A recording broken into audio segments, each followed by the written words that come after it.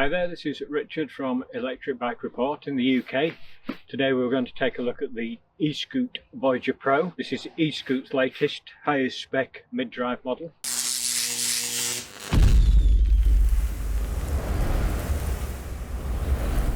If you've seen the other reviews rather, you may have noticed they've got hub motors instead of this mid-drive, and you might recall Eskute is a factory to consumer brand, so you'll be ordering probably direct from Eskute's website in the UK, or I believe there are one or two other stockists. This particular model, the Voyager Pro, I was really excited to try out. It's got the Bafang M200 mid-drive, which you can see down here.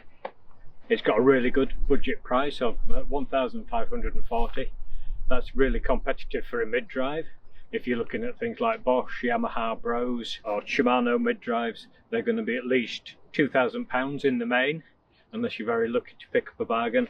So this it could be a bit of a groundbreaker if the motor performs up to scratch. We're taking it out on lots of trails at the back end of winter here in the UK, so there's lots of mud, testing conditions about, and plenty of gradients too. There's a few other upgrades in addition to that Bafang mid-drive. First of all, you get these Kamros hydraulic disc brakes, nice alloy brake levers, and a fully hydraulic disc braking system.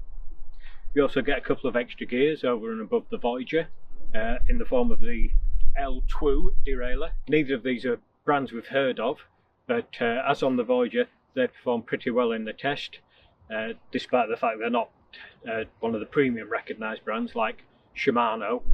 There's also a few other minor upgrades: lock-on grips, better mud guards compared to the Voyager, and there's also on the frame a couple of attachment points down here at the back.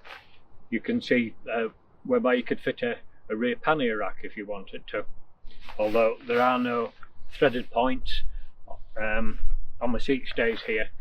You'd have to put something maybe around the seat tube there, but it would also be pressed into service as a commuting bike if you fitted that rear pannier rack. Like the Voyager, there's a front light, and there's also lockout suspension, a spring suspension unit at the front. Tyres are also another notable difference. These are more gravel type tread, these CST tyres, compared to the Voyager, which had knobblies. But again, that's an easy upgrade if you want to put knobblies on, or if you're going to be using it on the road. There's plenty of slick 27.5-inch tyres around too.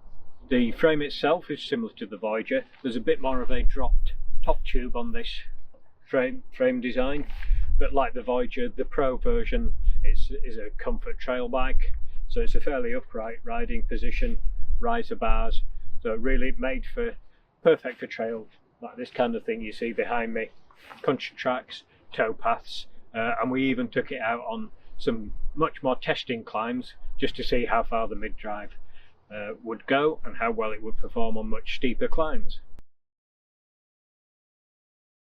This review of the Eskute Voyager Pro is going to be talking a lot about the Bafang M200 mid-drive. The Voyager Pro is available in the UK and Europe, where Bafang mid-drives are much less common than other brands, perceived as higher end and costing significantly more. So it's a good chance to detail the performance of a motor that not many in these countries will have had a chance to experience. We've already reviewed Eskute's hub motor models, the Wayfarer and the Voyager, which have less sophisticated hub motor systems, and we were impressed with their value for money. Like the Voyager Pro could be called a leisure E-MTB or a trail e-bike, but with the added attraction of a mid-drive. It looks great value on the UK market at $1,549. Like the hub motor models, the Voyager Pro is EU spec, meaning the motor will assist you up to a maximum of 15.5 miles an hour, and it's a pedelec, meaning you'll need to keep pedalling for the power to keep coming. There are 5 power levels, meaning you'll get more or less power whilst pedalling, depending on what power level you choose to set the bike at. We loved the riding characteristics of the M200 mid-drive.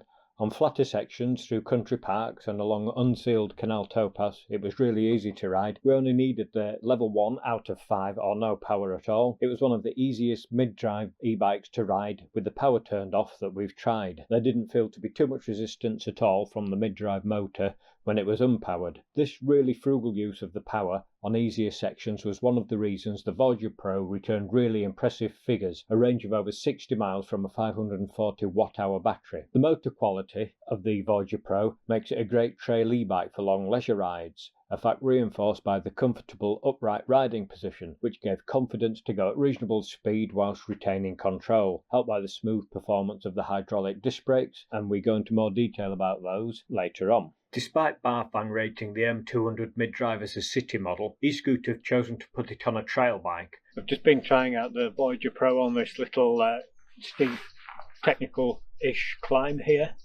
The crank motor is really good. Lots of low power torque, as you'll see on the footage.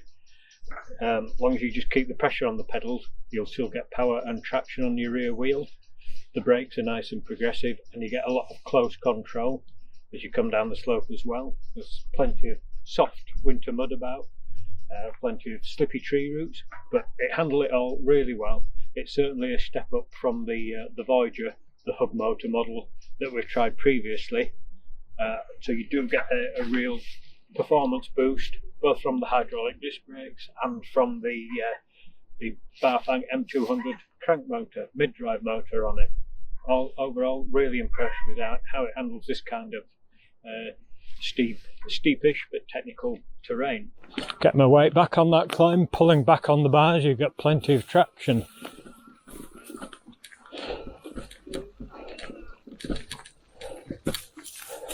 And it's fairly slippy, steep little drops like that. Plenty of control on the brakes as well.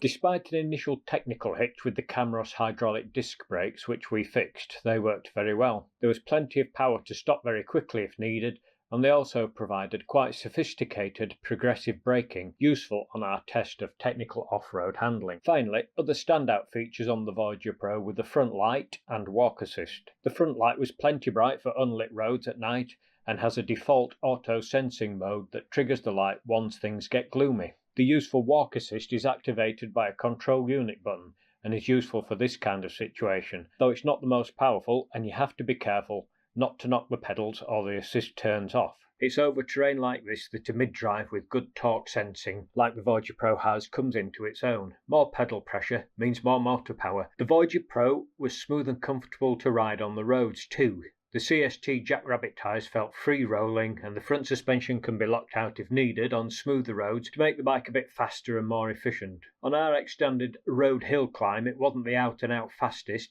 but you never had to try too hard, as you get nice even power whatever the speed and whatever gear you're in. And it also managed a decent performance up our short but ultra steep hill climb, though lower gearing would have been nice. The 5 power levels are easy to see on the Bafang central display, and there are also data fields for trip length, odometer, max speed, average speed and estimated range, and the latter was reasonably accurate, unlike the situation on some other more budget bikes. The battery capacity meter you see here, top left, is also quite accurate and doesn't bounce around, again like it does on some more budget e-bikes, but it declines gradually over the course of the ride. It's got a claimed torque of 65 Newton meters. That's similar to a Bosch performance line motor, so-called Gen 3 Bosch motor, which is the next to the top of the line motor in the Bosch range. The performance line CX is top, and the one underneath that is the performance line. So on paper, this has got a similar amount of torque. In practice, it wasn't quite up to that level of power I felt in terms of just raw power for hill climbing, but it was still a very impressive unit and a much lower price. Very strong alloy casing all the way around, and it just drops in from underneath the frame, so if you do need to replace it it's just a case of taking the bolts out here. There's a speed sensor wire, a torque sensor wire and a power connection. They're all kind of plug and play connections, so once you've got the bolts out, dropped it down, unconnected it, it will drop out, and it's a more or less a plug and play replacement. The alloy cased battery is also similar to the hub motors. Charging port up here, so it can be charged on or off the bike. It's a big 540 watt-hour capacity as well. Locks really firmly into the bike, no rattle at all. And so a really good combination, a large capacity battery and a really smooth performing mid-drive.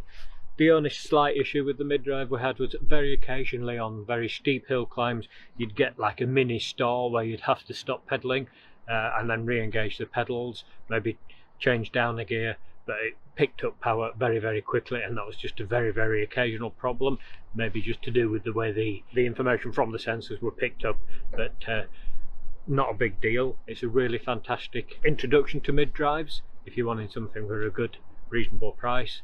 The Bafang M200 is really hard to beat. Basically, it's a very impressive bike for the money. I was especially impressed with this Bafang M200 mid-drive. It's quiet, it's efficient, and it gave a fantastic range. The 5 power levels give you really nice, smooth, evenly applied power in every level, 1 to 5. So if you're just cruising along at 15, you can be in level 1 on the flat or a moderate hill, and you still get that little bit of assistance, which you don't always get with more budget hub motor systems. You'd have to dial up the power and they'd be less efficient. And it's worth stressing again, just a fantastic range on this. It's a 540 watt hour battery, and we achieved over 60 miles range. There were 1 or 2 small issues we had. There was a little bit of air in the brakes, but we just released the air through these little ports at the top here, and then they were really top class performing, good progressive modular braking, and very powerful too. If you're a very heavy rider, you might want a bit more power and want to upgrade to say a Shimano or a Bosch motor model, but you're probably paying at least another £1,000 in the UK market for a much more powerful motor. The M200, I would have said, is equally as powerful as some of the lesser Bosch motors like the Active Line Plus. The hardwired rear light would have been a nice addition, in addition to the front hardwired light. And also note, you'll be dealing direct with Eskute if you order direct from their website.